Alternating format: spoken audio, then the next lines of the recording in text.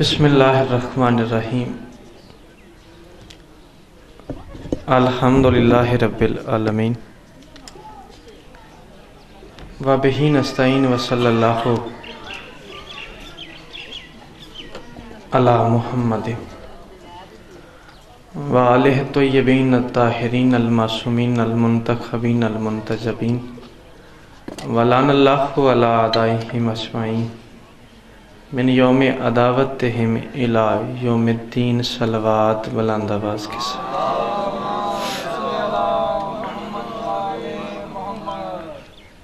دعائے ظہور وارث زمانہ بسم اللہ الرحمن الرحیم اللہم کن لولیک الحجت ابن الحسن صلواتک علیہ وعلی آبائہ فی ہذہ الساعۃ وفی کل ساعۃ من ساعت اللیل والنہار ولیا وحافظا وقائدا وناصرا ودلیلا وعینا حتی تسکنہ ورزق طوعا وتمتعہ فیہا طویلا برحمتک یا ارحم الراحمین۔ ایک مرتبہ سارے مومنین مل کے بانیان اشرا بابا خاقان شاہ صاحب، عمران شاہ صاحب، قمر شاہ صاحب، جندب شاہ صاحب، فضل شاہ صاحب، ان کے مرحومین کے لیے، آپ اپنے مرحومین کے لیے، اور تخصیص سے وہ علی والے جو دنیا سے چلے گئے ہیں اور ان کے پیچھے کوئی فاتحہ پڑھنے والا نہیں ہے، ان کے لیے سورہ فاتحہ تلاوت فرمائیں۔ بسم اللہ الرحمن الرحیم۔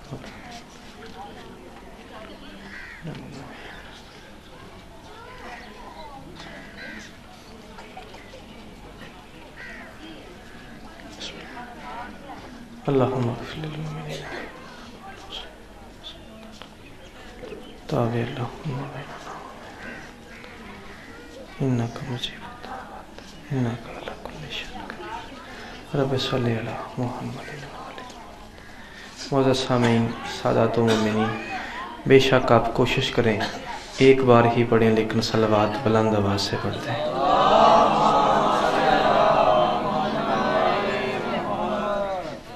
اجازت ہے میں آل محمد کا ذکر شروع کروں؟ چھوٹا جا احسان کرو مجلس آزاد ماحول دی خاطر، جڑے کروں ٹور کے آ گئے ہو، نیکی ہوئے گی اپنی جگہ تو ایک قدم جگے آ جاؤ دیتے، تھوڑا جا بھائی جان جڑے پیچھے بیٹھے ہو کر مہربانی، بچے جیون توڑے وستے رہو، تھوڑا ماحول بن جائے گا، چلو جیو پہ۔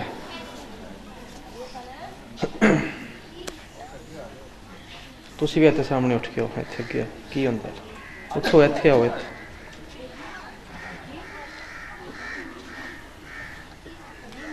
آؤ جی، بسم اللہ بابا۔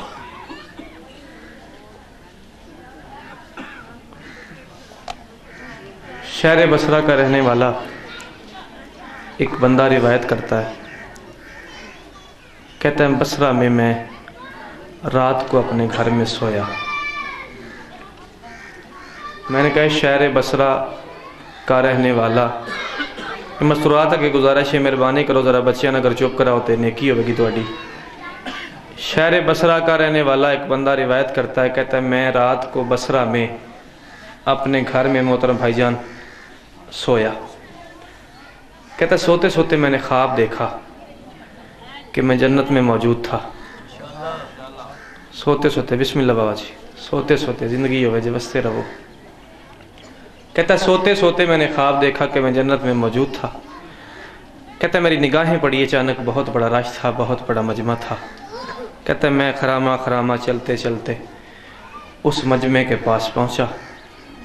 کہتا ہے میں نے دیکھا اللہ کا حبیب کچاری لگائے بیٹھا تھا۔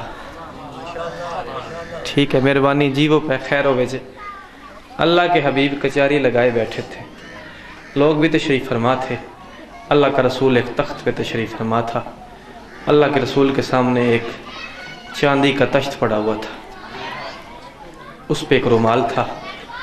اللہ کے رسول نے اپنے ہاتھوں سے وہ رومال ہٹایا۔ بابا جی کہتا ہے میں نے دیکھا تو اس میں کھجوریں پڑی ہوئی تھی، میں نے دیکھا تو اس میں کھجوریں پڑی ہوئی تھی۔ کہتا ہے میرے دل میں حسرت پیدا ہوئی کہ میں بادشاہ سے کھجوریں مانگوں۔ میری طرف دیکھ کے مسکرا کہتے ہیں ہچکچا رہے کیوں نہ آئے، مانگ لے۔ شرماتا کیوں ہے، مانگ لے۔ کہتے ہیں میں نے کہا بادشاہ کچھ کھجوریں عطا کریں، تنویر شاہ جی کچھ کھجوریں عطا کریں۔ کہتے ہیں بادشاہ نے اپنا ہاتھ ڈالا، جتنی کھجوریں مٹھی میں آئیں وہ لیں، لے کے مجھے دیں، میں نے ہاتھوں پہ رکھی۔ کہتے ہیں میں نے گنی تو کھجوریں 18 تھی۔ کتاب واسطے میں حاضر ہاں، اکھاں نہ میں گل پڑھی ہے بزرگوں تو تمہیں سناندا پیا۔ میں نے گنی تو کھجوریں بابا جی 18 تھی۔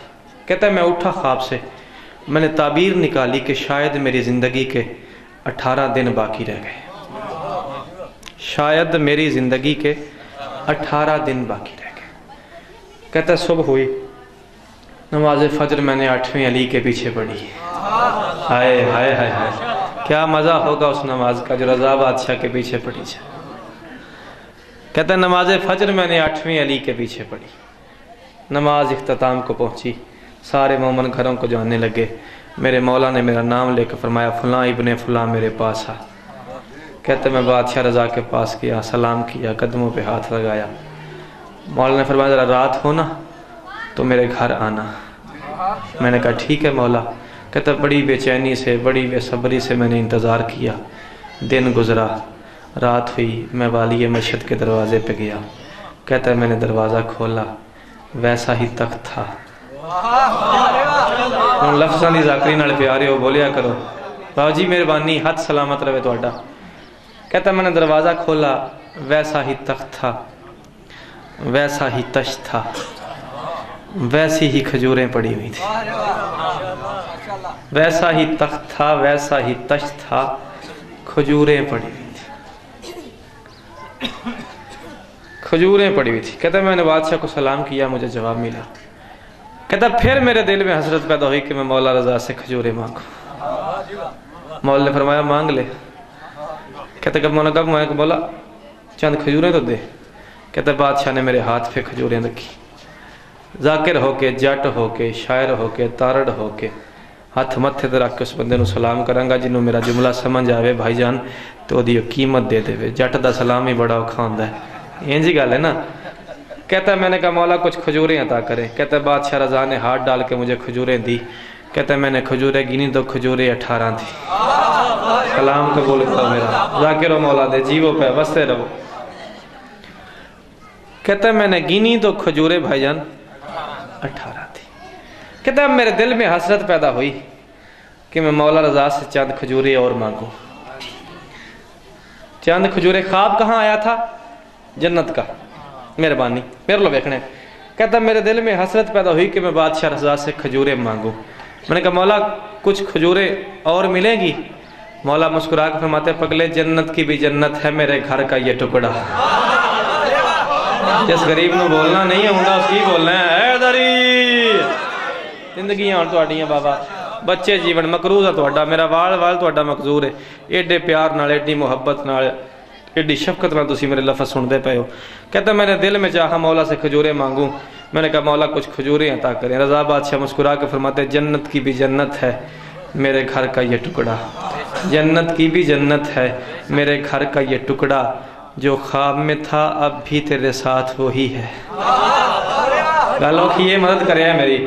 امام فرماتے ہیں جنت کی بھی جنت ہے، جنت کی بھی جنت ہے، بندہ ہاتھ رکھ دا ہوئے تو چکے نہ میرے منن سے نہیں ہوندا۔ جنت کی بھی جنت ہے میرے گھر کا یہ ٹکڑا، جو خواب میں تھا اب بھی تیرے ساتھ وہی ہے، جو پہلے محمد نے دیا تھا وہ دیا ہے، بے شک یہ کھجوریں ہیں نئی ہاتھ وہی ہے۔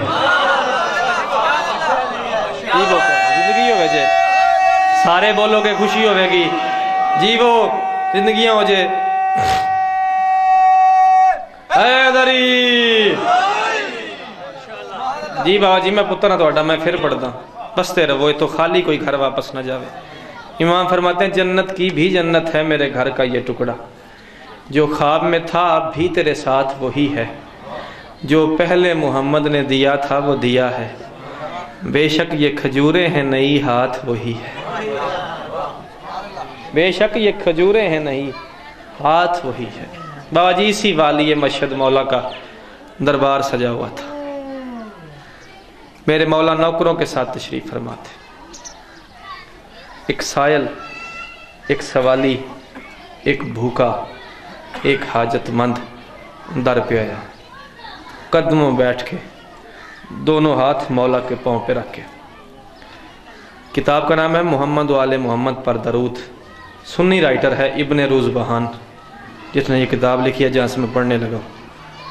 دونوں ہاتھ والی مشہد کے پاؤں پہ رکھ کے کہتا ہے مولا کئی دنوں سے بھوکا ہوں، کچھ کھانے کو چاہیے. مولا کئی دنوں سے بھوکا ہوں، کچھ کھانے کو چاہیے. امام مسکرا کے فرماتے ہیں وہ سامنے میری جوتی پڑی ہے، لے جا. تھکو تو نہ ہوں تو میں گل شروع کرتا پیا جی.